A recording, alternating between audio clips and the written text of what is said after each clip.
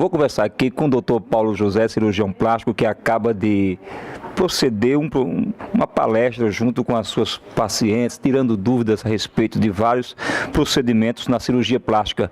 Dr. Paulo José, qual a avaliação que o senhor faz desses encontros que o senhor tem promovido aqui na sua clínica Renascença?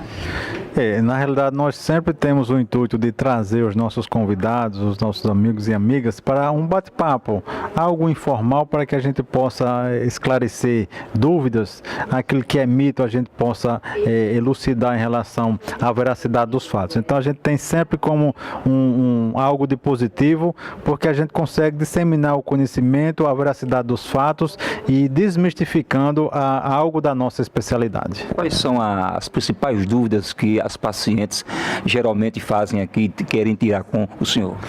Os compartimentos que mais chamam a atenção é a parte da mama, associada à questão da colocação da prótese, bem como o abdômen. São esses dois setores que são mais procurados a nível de consultório, de dúvidas, de questionamentos. Por exemplo, a questão de prótese de mama definitiva. Então a gente explica que na realidade não existe isso. A prótese, uma vez colocada, cedo ou tarde ela vai precisar ser removida, ser trocada ou retirada.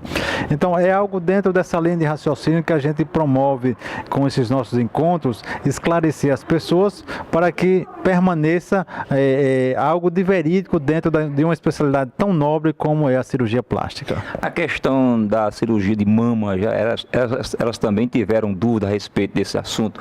Qual a prótese ideal para que sejam colocadas, né? Isso também surgiu, essa informação. O senhor delineou a informação, mas sugere qual seria ou vai depender muito de paciente? O implante mamário ou a prótese de silicone, ela é baseada em alguns parâmetros concernente à pessoa. A estatura, ou seja, a altura, a largura do tórax e o desejo da cliente são os 3 parâmetros que nós mais damos atenção.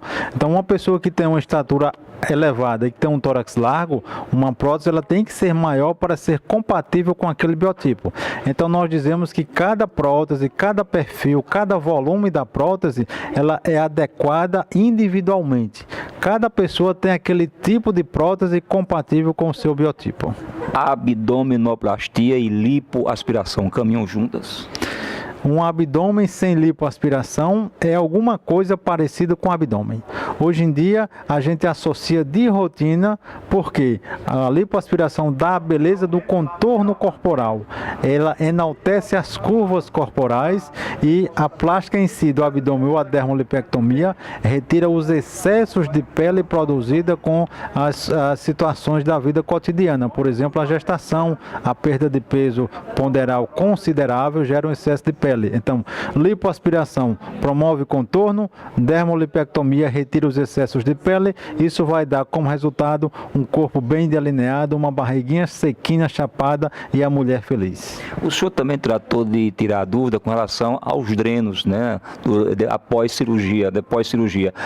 O senhor também disse o seguinte: não fiquem encabulados ou fiquem, digamos, espantados se no futuro essas cirurgias não precisarem mais de drenos. Na realidade, já se utiliza muito essa técnica de não deixar mais o dreno pós lipoabdominoplastia. É uma técnica idealizada por um cirurgião plástico brasileiro, chama-se os pontos de adesão de Baroldi, que é o cirurgião que idealizou, e ela promove exatamente o assentamento ou o colamento daquela pele que foi descolada durante a cirurgia. No final da cirurgia nós aplicamos pontos aderindo aquela pele à parte muscular. Com isso não deixa espaço para que seja coletado o líquido. Se não há esse espaço e se não há o líquido, consequentemente não há mais a necessidade da colocação do dreno. Doutor Paulo José, outro ponto que o senhor falou com as suas pacientes aqui, tirando dúvidas, foi a questão do glúteo, né? Implante de silicone de glúteo, mas o senhor também falou que pode-se utilizar a própria gordura do corpo daquela paciente para se formalizar essa questão. Isso é possível? De que forma o senhor pode fazer, tirar essas dúvidas também dos nossos internautas que acompanham a gente? Para se aumentar a região do glúteo ou o bumbum, popularmente falando, nós temos duas possibilidades. Ou nós colocamos gordura, fazemos uma lipoenxertia, ou então colocamos a prótese. A gordura, para ela ser colocada, ela tem que ser colhida pelo método da lipoaspiração numa área que seja considerada doadora. Então, para você aumentar com gordura, você tem que ter aquela gordura para poder a gente mudar de localização. Colho a gordura em determinado setor e transfiro para o bumbum. A segunda modalidade é quem não tem essa gordura ou área doadora ou não quer, nós colocamos a prótese, que já é um volume definitivo e quantificado mediante o desejo e o biotipo da pessoa. Desta forma, dessas duas formas, nós conseguimos então aumentar essa região glútea, promovendo a satisfação para as nossas clientes. Dr. Paulo José, outros pontos que estão sendo procurados é a questão da cirurgia íntima, né? Aqui na Renascença, eu sou encontrado pacientes que querem melhorar esses aspectos, né? Então, quebra de paradigma, quebra de tabu, isso é possível melhorar essas questões? Tanto do homem quanto da mulher. Como você mesmo afirmou, há hoje uma mentalidade muito mais aberta. Então, as mulheres que querem promover o melhoramento na sua região genital, seja por estar achando que está atrofiada, que está pigmentada ou escura, há a possibilidade de fazer esse tratamento para essa solução, para solucionar esse tipo de problema. E o homem também da mesma forma. Hoje nós tratamos a parte genital como qualquer outro setor do corpo humano que merece atenção e que merece cuidado, para que a pessoa se sinta feliz por completo. Cirurgias de pálpebras, orelhas também são comuns. Sim, são bem procuradas e são tecnicamente menos complexas do que, por exemplo, cirurgias de abdômen ou outras de natureza que demonstra mais conhecimento técnico e agilidade.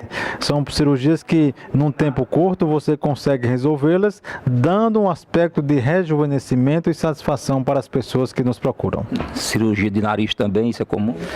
A rinoplastia nós chamamos que é uma das cirurgias mais complexas dentro da cirurgia plástica. É uma procura bem considerável. Logicamente, as queixas são variáveis. Dentro da cirurgia de nariz, nós temos várias situações de rebaixar o dorso, elevar a ponta, encurtar, aumentar. Então, a depender da queixa do seu cliente ou da sua cliente, você vai fazer um plano pré-operatório, apresentar para ele, chega-se num consenso de explicações e a partir daí executa-se a cirurgia. Dr. Paulo José, outra informação que o senhor passou aqui para as suas pacientes é a questão da anestesia, né? Que eles têm que compreender, elas têm que compreender justamente como é que é feito esse procedimento.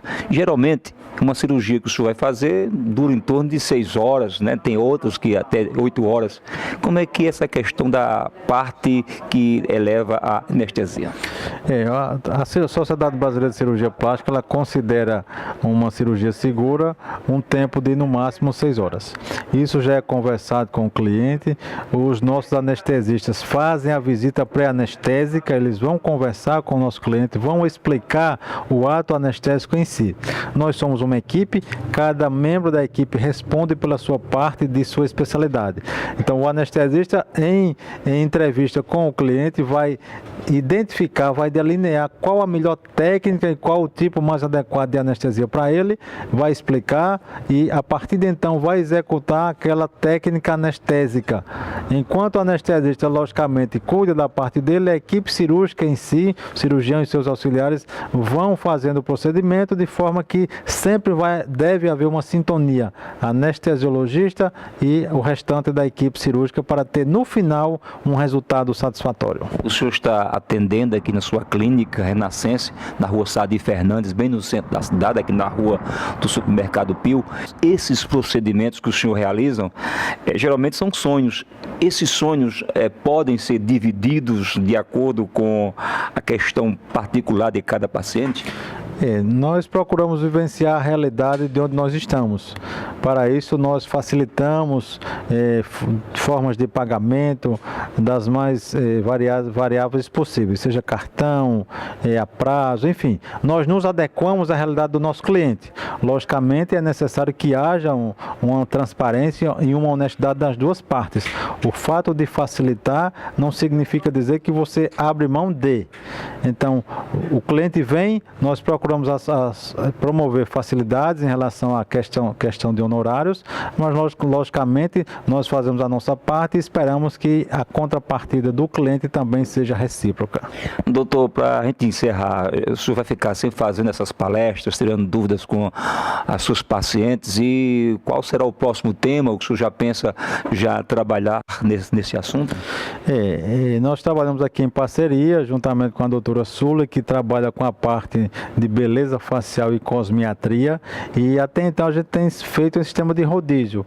Mensalmente ela utiliza um tema dentro da área específica dela, no mês seguinte a gente trabalha dentro da cirurgia plástica propriamente dita, de tal forma que não há impedimento para que a gente una forças e que possamos fazer para nós dois.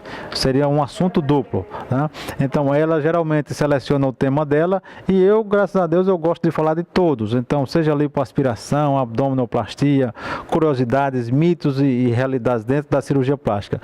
Então o tema, para mim, ele pode ser generalizado. As clientes vêm, traz as dúvidas, traz as curiosidades, as perguntas, e nós vamos respondendo de uma forma que seja satisfatória, para que elas saiam daqui satisfeitas, esclarecidas, e se decidirem por fazer a cirurgia plástica, que retornem, que serão sempre bem-vindas. Obrigado, doutor Paulo, pela sua participação, e fica aqui os nossos sinceros reconhecimentos pelo trabalho que o senhor vem realizando aqui na cidade de Souza, com a satisfação garantida por parte dos seus pacientes. Muito obrigado, e a sua mensagem final. Nós agradecemos sempre a sua disponibilidade, o seu respeito, saiba que ele também é recíproco, e nós sempre queremos tê-los por perto, para que nós possamos trabalhar a realidade, a prática, a tranquilidade daquilo que nós fazemos no nosso dia a dia, que é a cirurgia plástica. E tendo esse meio de divulgação através desse importante canal que vocês trabalham, para a gente é o par perfeito. Então nós que agradecemos, sintam-se sempre bem-vindos, e desde já fica o convite renovado para a próxima oportunidade.